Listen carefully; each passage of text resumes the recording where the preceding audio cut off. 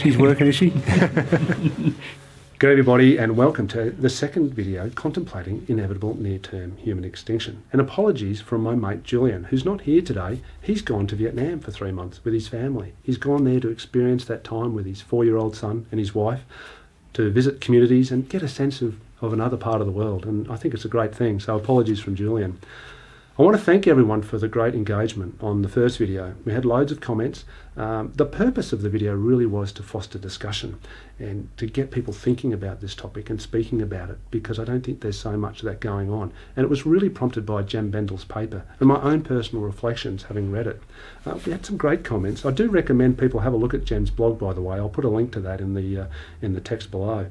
But we had some great comments where people really suggested that, I talked about 30 or 50 years, more like 5 or 6. There was some reflection on Guy McPherson's work where he suggests that by 2026 it's all over. There were some great comments about living a life more filled with love and compassion. Really love those comments, and compassion for ourselves and for nature. They were great.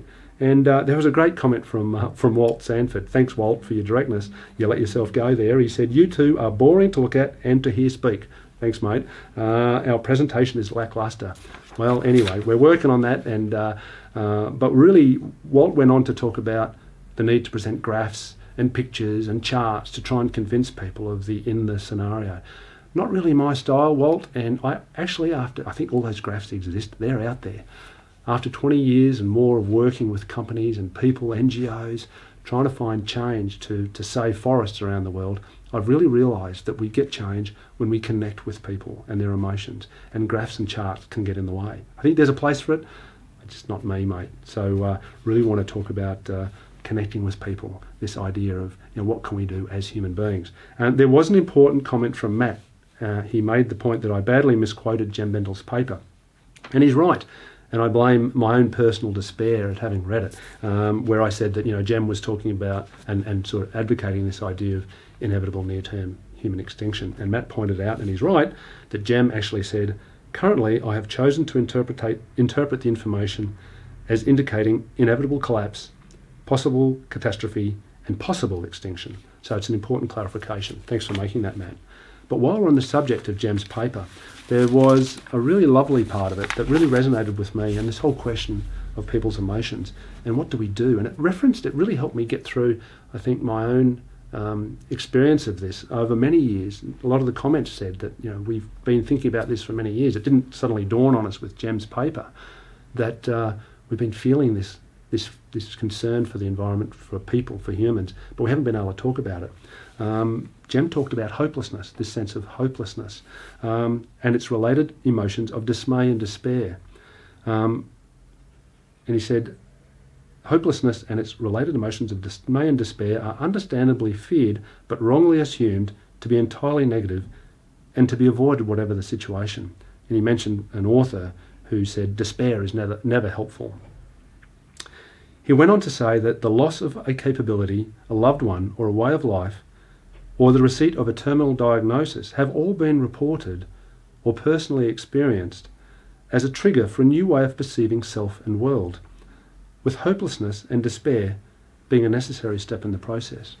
And it reminded me of some books that I'd been reading in the last couple of years by Rachel Naomi Remen. And Professor Remen is a doctor in the US, and she spent the last 25 years of her life working with terminal cancer patients and helping them through that journey. And she published a beautiful book called Kitchen Table Wisdom. This was her first book, a New York Times bestseller, and I do recommend it for you. I'll put the link to it in the comments below the video here. But it was her second book, which I was reminded of when I read Jem's paper. It's called My Grandfather's Blessing. My Grandfather's Blessings, in fact. Another beautiful book. And there's a little passage there I just wanted to read for you. And Professor Remen says, "The view from the edge of life is different and often much clearer than the way that most of us see things. Life-threatening illness may cause people to question what they have accepted as unchanging. Values that have been passed down in a family or for generations may be recognised as inadequate. Lifelong beliefs about personal capacities or what is important may prove to be mistaken. When life is stripped down to its very essentials, it is surprising how simple things become. Fewer and fewer things matter, and those that matter a great deal more. As a doctor to people with cancer, I have walked the beach at the edge of life, picking up this wisdom like shells. And when I read this a year or so ago, I was very touched by the passage, and it's helped me, I think, a lot in my own journey since reading Jem's paper. I've written things myself, I'm going to touch on that in a minute, about looming environmental disaster and climate change, even human extinction. But when I read Jem's paper, it did sort of push me over into this place of despair, and I spent most of the second half of 2018, having read it, feeling this terrible loss. I came out of it around Christmas. My family came together. It was a great time. But, I did go through that journey. And what I reflected on at Christmas was that we need that darkness as well. We need that despair. In fact, we can't just live a life that's full of light, because the darkness helps make us whole as well. It brings us together as a whole person. We have the light and the despair. These are important parts of making this journey forward. It's a transition.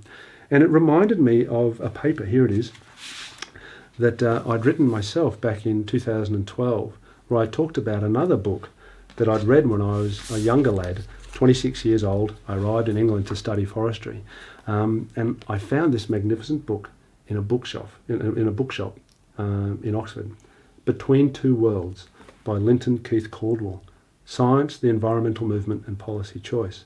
Professor Caldwell, also from the US, had looked at this looming environmental crisis back in 1990. He was a very wise old man. He was over 80 when he wrote it, died a few years later. And he reflected that humanity was at this turning point, a climacteric, he called it, where we could take one path or another. We could take a path that led to a better way of life for ourselves and for the planet, or we could continue on the path that we were on, which was clearly not good. I reflected on this at the time, obviously, and it touched me very deeply. I revisited Professor Caldwell's book in 2012, 22 years later. How did we go? Did we take that path where we could get out of this trouble, or did we stick on our existing path? And I think, sadly, my conclusion was we stayed on our existing path. But there was part of Caldwell's book that touched me very deeply when I read it, and it stayed with me ever since. I just want to read it for you. In fact, it was the last paragraph in his book, very powerful, where he brought everything together. He said, "The history of humanity gives reason to believe that for all of the tragedies and errors of human behaviour, mankind has an innate capacity to learn and evaluate experience. If this is so, it should be possible for humanity to move to a higher level of comprehension and existence. But this capacity may be insufficiently shared to avert disaster, or may be overridden by stronger inclinations. Survival may require a price that human society, for whatever reason, is unable or unwilling to pay. We have no assurance that humanity can surmount its environmental crisis. Yet in the face of this uncertainty, we have the option of acting as if it could."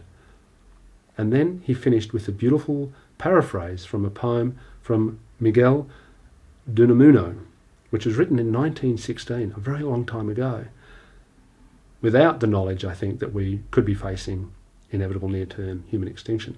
And it's a beautiful passage that I've held deeply in my heart since 1990. And it goes like this. It says, "Man is perishable, but let us perish resisting. And if it is nothingness that awaits us, let us so act that it may be an unjust fate." Let us so act that it may be an unjust fate. And really, this sums up for me, I think, what I'm feeling at the moment. How do we act? How do we act so that should we go extinct, we could look back, or in the future someone will look back and say, those humans weren't all so bad. And this is what I want to explore in future videos. And just to give a sense about that, another interesting book was published just last year, another New York Times bestseller called Drawdown, where it says the most comprehensive plan ever to reverse global warming. And it's interesting, of course, that it has as its premise that we can reverse global warming, but it has a great list of things that we can do to take carbon out of the atmosphere, but also to be good citizens, to be good people.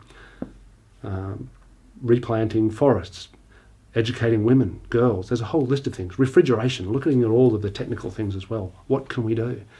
I want to pick up on some of this in our next video, but really to talk about how we can act as human beings, that our potential demise, it's not certain, could be an unjust fate. So Finn's a bit concerned about this subject too, so he thought he'd come over and say good day. He always likes to be in the video. So thanks, Finn, for joining us. Yep. And thank you for joining us too, and look forward to talking to you. And please do engage, even if we're a bit boring and lacklustre today. Give us some feedback. I'm looking forward to further discussions on this really important subject around how we might act as if our departure could be an unjust fate. Thanks so much. Oh, yeah. Get that out there.